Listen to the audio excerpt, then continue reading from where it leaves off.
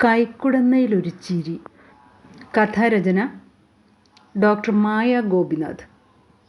ആഖ്യാനം സിജിമോൾ സജീവൻ.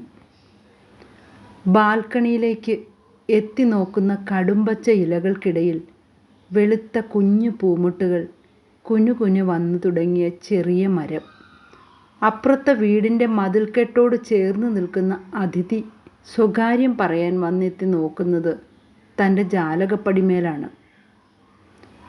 ഒരു കുരുന്നു മുഖം കൈക്കുമ്പിൾ കോരിയെടുക്കാൻ കൊതിച്ചുകൊണ്ട് നിറവയറിന്മേൽ അരുമയായി തലോടി മുറ്റത്തെ നനകല്ലോട് ചേർന്ന് നീളൻ പാവാടയും ടോപ്പുമിട്ട ഒരു പെൺകുട്ടി നിൽക്കുന്നു. അവളുടെ തൊട്ടടുത്ത് അനിയത്തിക്കുട്ടിയും.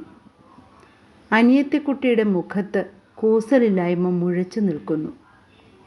ഗർഭിണിക്കുട്ടി നിറമിഴികൾ തുടയ്ക്കുന്നു.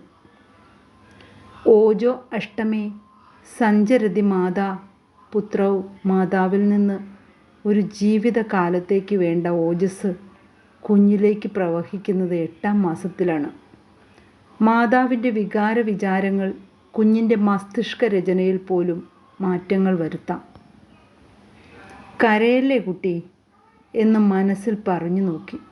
അനിയത്തി അവളുടെ തോളിൽ തലോടി ആശ്വസിപ്പിക്കുന്നു. ഉടനെ തന്നെ രണ്ടാളും അകത്തേക്ക് പോവുകയും ചെയ്തു. മൗനത്തിൻ്റെ തിരയിളക്കം ഒളിപ്പിച്ച കണ്ണുകളുമായി നിന്ന ചെറിമരത്തോട് ചോദിച്ചു, എന്താ നിൻ്റെ വീട്ടിലെ പ്രശ്നം? എന്തിനാവും ആ ചെറിയ പെൺകുട്ടിയുടെ മനസ്സ് വേദനിച്ചിരിക്കുക? ചെറിമരം കാറ്റിലുലയാതെ നിസ്സംഗയായി നിന്നു.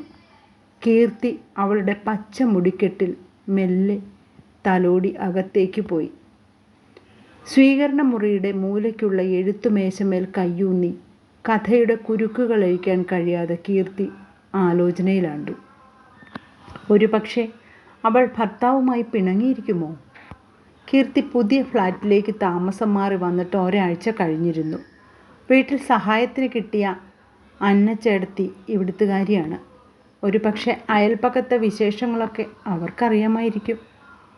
ഇനി അതല്ലെങ്കിലും എന്ത് കണ്ടാലും കഥ മെനയുക ഇവരുടെ ജന്മസിദ്ധിയാണല്ലോ.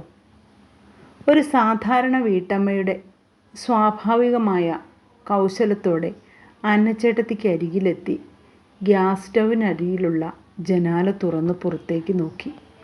ഒരു ചോദ്യവും അങ്ങോട്ട് ചോദിക്കാതെ തന്നെ ചേട്ടത്തി ഇങ്ങോട്ട് പറഞ്ഞു തുടങ്ങി. അപ്പുറത്തെ വീട്ടുകാരെയൊക്കെ മാഡം പരിചയപ്പെട്ടില്ലല്ലോ.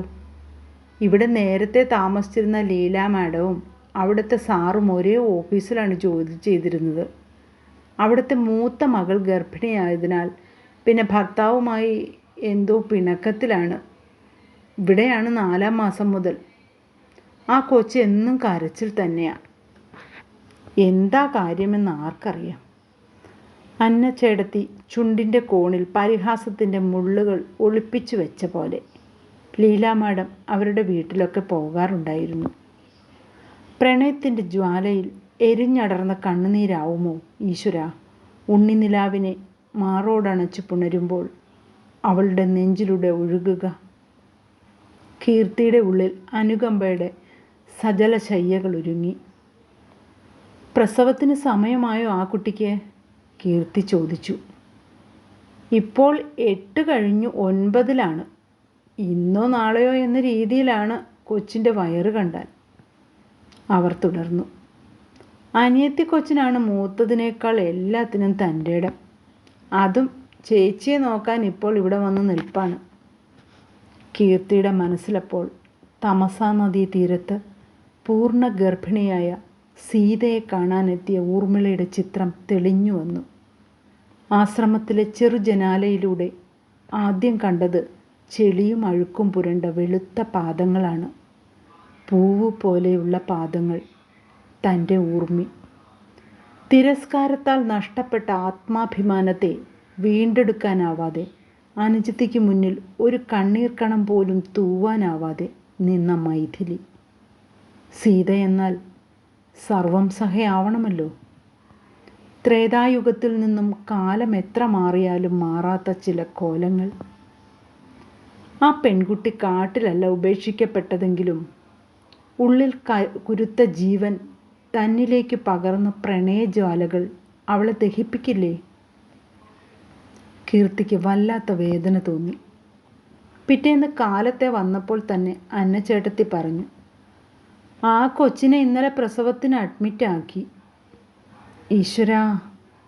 കീർത്തി പ്രാർത്ഥനയോടെ നെഞ്ചിൽ കൈ ചേർത്തു. തൻ്റെ മകളാണ് പ്രസവ വേദന അനുഭവിക്കുന്നത് എന്ന പോലെ ഒരു നോവ്. എന്തായാലും ആ കുട്ടിയെ കാണാൻ ആശുപത്രി വരെ ഒന്ന് പോകണമെന്ന് തീർച്ചപ്പെടുത്തി.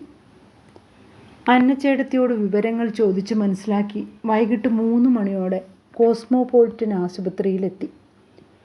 ലേബർ റൂമിനോട് ചേർന്നുള്ള മുറിയുടെ മുന്നിൽ അക്ഷമയോടെ നിൽക്കുന്ന അനിയത്തിക്കുട്ടിയെ കണ്ടു. കീർത്തിയെ കണ്ടപ്പോൾ ചിരിച്ചുകൊണ്ടവൾ അടുത്തേക്ക് വന്നു. ചേച്ചിക്ക് ഇത്രടം വരാൻ തോന്നിയല്ലോ. അപ്പുറത്തെ വീടിൻ്റെ ബാൽക്കണിയിൽ നിൽക്കുന്നത് ഞാൻ ഇടയ്ക്ക് കണ്ടിട്ടുണ്ട്.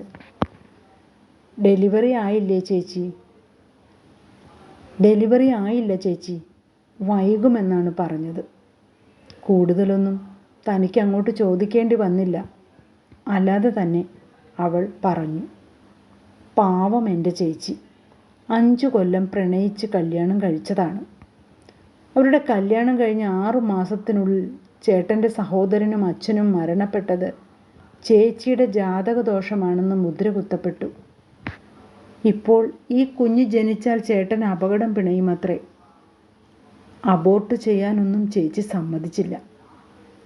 അവൾ നേരെ വീട്ടിലോട്ട് പോന്നു.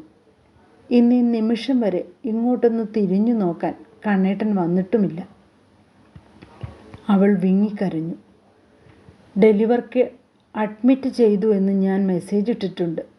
കുറച്ച് ദിവസം നോക്കാം.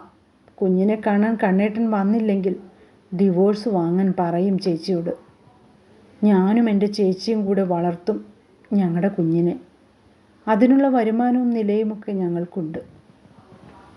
കീർത്തിക്ക് അവളോട് ബഹുമാനം തോന്നി. ചങ്കുറപ്പുള്ള പെണ്ണിൻ്റെ ആത്മാഭിമാനമുള്ള വാക്കുകൾ. പെൺകുട്ടികളായാൽ ഒരു തിരസ്കാരത്തിലും തളരാതെ ജീവിതം മുന്നോട്ട് നയിക്കാൻ കഴിയുന്നവരാകണം. അവൾക്ക് സ്വന്തമായ വ്യക്തിത്വവും ഹൃദയവും ആത്മാവുമുണ്ടെന്ന് പുരുഷൻ തിരിച്ചറിയണം. അന്ധവിശ്വാസങ്ങളുടെയും അജ്ഞതയുടെയും വന്യമായ ജീവിത സംസ്കാരത്തിൽ നിന്നും പുറത്തു വരാൻ നമുക്ക് കഴിയണം. സ്നേഹം ഭിക്ഷയല്ല, അതൊരർപ്പണമാവണം. പൂർണ്ണ മനസ്സോടെയുള്ള അർപ്പണം.